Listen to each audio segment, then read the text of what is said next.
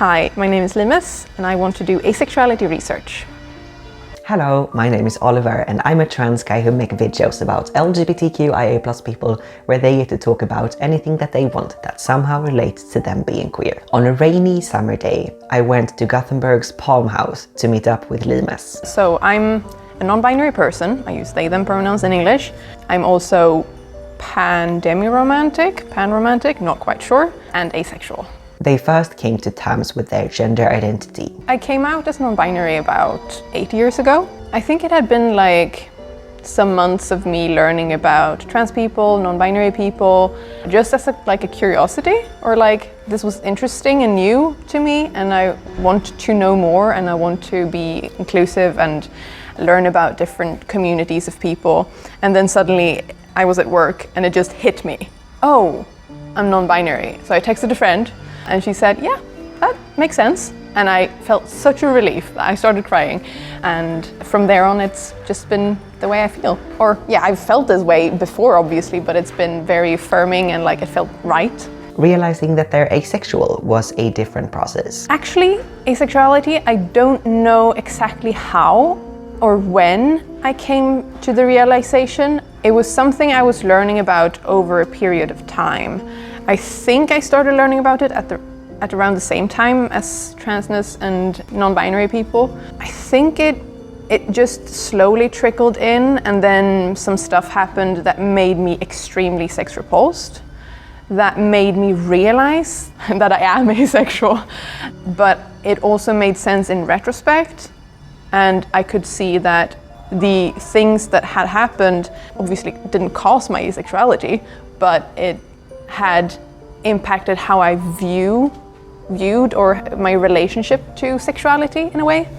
And over time that has obviously shifted and I feel very comfortable in my asexuality now with I'm obviously very sex favorable in the terms of I want people to have good and healthy sex lives in ways that fit them. I'm personally not interested. And lastly, their romantic attractions. And as for being pan, I was introduced to the term when I was 16, 17 maybe. And I was like, oh, okay, that's a good term.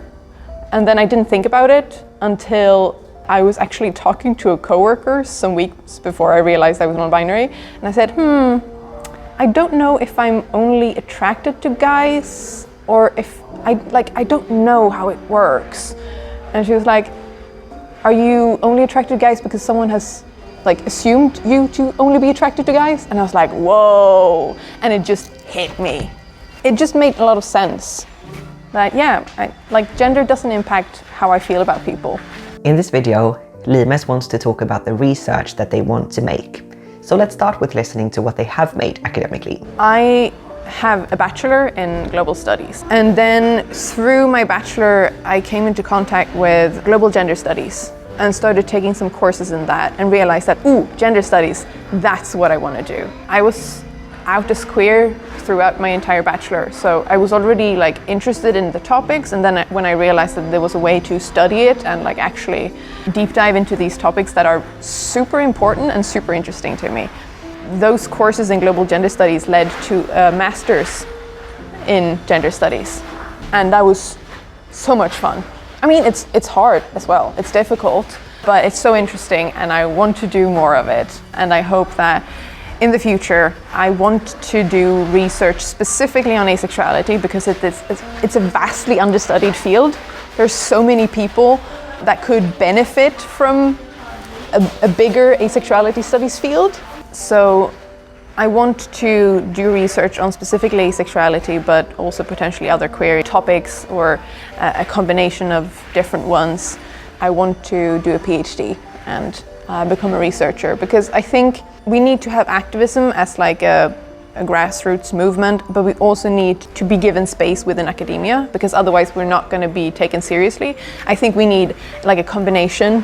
We need to be present in all parts of society, and for our issues to be taken seriously by science, we also need to partake in it, and I think that I'd be able to do that. So I want to do kind of my activism there.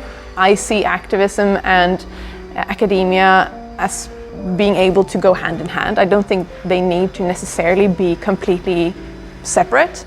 They think that these kind of studies are needed. There's a lot of stuff that we as an asexual community could need and would benefit from, that would also have ripple effects that could positively benefit everyone in society. If we bring up the asexual idea about like how sex doesn't have to be a part of or a central part of a relationship, like every asexual person is different. But some people feel that that is completely unnecessary in a relationship. If those ideas were more present in society, I think a lot of people would feel a lot of shame because they don't have the sex lives they think they should have or that they would want to have, but because of different reasons it's not working the way they want to or feel like it should. I think they could be happier because it could take away a lot of that shame. So I think it could definitely have those like ripple effects on society if we just had a better understanding of what sex and sexuality is. And I think better understanding of asexuality would like add to that. So what has been done within this field so far? There has been some really good asexuality studies work from like a gender studies and a feminist perspective. Those are really good. But it's a lot of medicalization, and also I feel like a lot of it is kind of researchers trying to explain this little weird group of people in like a sort of a, I want to use the microscope as a metaphor, like looking down at this little weird thing going on and trying to explain it. And it feels like it's very rarely our own perspective, or like our perspective isn't, I feel like I want it to be centered more. I want it to be not just like this peculiar line in a research paper, but actually trying to understand it, where we're coming from, and trying to do it from our perspective. And more research on asexuality could also help it to become more valid as an identity within society as a whole. We talk a lot about in gender studies how knowledge production is a thing, like how we produce knowledge and whose knowledge is seen as actual knowledge and whose knowledge is seen as opinion. I want the asexual experience to be shared in a way that is less about, oh, these people believe this, and more in a, this is also knowledge, because it's our lived experiences, it's the way we see things, and that doesn't make it any more or less real than anyone else's experience. For Limes, the spreading of knowledge is very important. For me, it's very important that people understand. Sharing of knowledge, I think, is the major way that we're going to get change. We need the protests and the people who get angry as well, but we definitely need a lot of people who are willing to explain and explain and explain and explain. And I want to be part of the people who share and explain to people and introduce them to new things. So for me, part of why I want to do asexuality research is to do that in like the academic space. Here are new things that you need to learn about. This is really exciting. It's really fascinating. It's also super important. They also have experiences of not being understood. I also struggle, like a lot of people don't understand the words that I'm using, and that is super hard, and I think that's why I need to keep doing this. But it also makes it scarier, like to come out as asexual, because people are like, that's just made up. And also when people don't understand, that points to why it's so important that we talk about it. Like when people don't see why it's important, that highlights why it's so important, because they don't know. Lastly, Limes has hopes for how they want the field to evolve in the future. In terms of like the future of research, I see a lot of student essays and student theses that are super interesting, and I hope that many of us have the drive to go into academia, or at least some of us, because in order to be heard by academia, we need to be in it, unfortunately. But I see so many important topics being addressed, and I want it to be seen within academia at large. So like, it could be anything from the discrimination that we face, which is obviously not a hopeful thing, but it's important that we talk about it.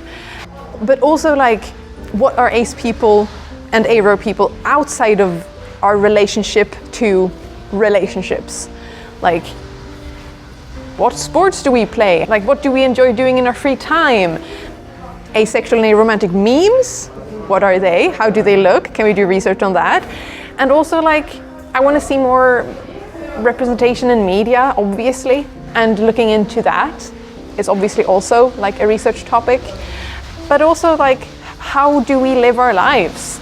It's obviously something that ethnography has done with a lot of other groups, and we can do that in a hopeful and like in an affirming way about asexuality, and focus on our perspectives as a truth that we are living, not as this peculiar weird thing that that group over there are doing. So I want to center our perspectives. I want to talk about what we're doing. I want us to be more than just our relationship to relationships.